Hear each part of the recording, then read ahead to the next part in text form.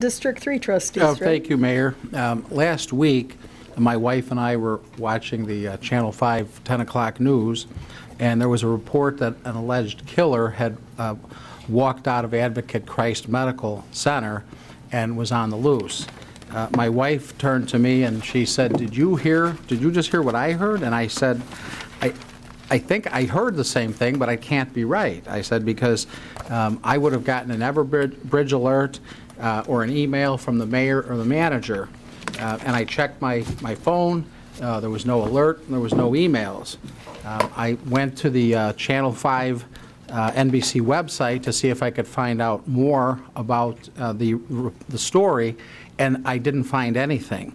I told my wife, I know that we both thought that we heard that an alleged killer walked out of Advocate Christ Medical Center, but we must have gotten it wrong. Because if this really happened, Oak Lawn would be all over this. But I was wrong. Mark Cherry, an alleged murderer, checked himself out of Advocate Christ Medical Center, and he was the subject of a nationwide manhunt. He did turn himself in on Monday. What allows an accused murderer to check himself out of the hospital? The hospital should be required to notify the village when an accused or arrested offender is checked into the hospital, or when an accused or arrested offender checks out of the hospital for that matter. When a sex offender moves into a community, they must register with the local police.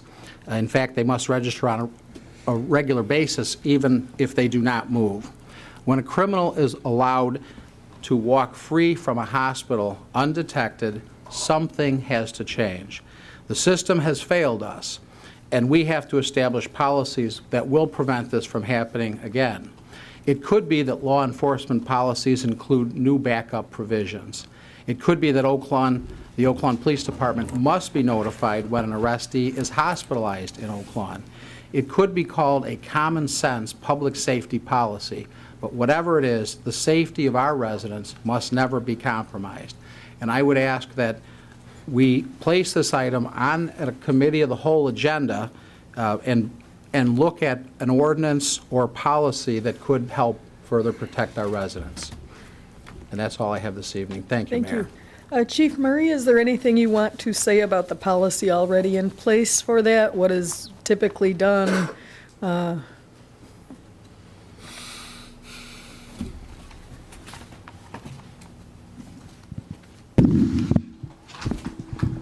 In a situation that the trustee described, the arresting agency would be responsible for their prisoner at the hospital.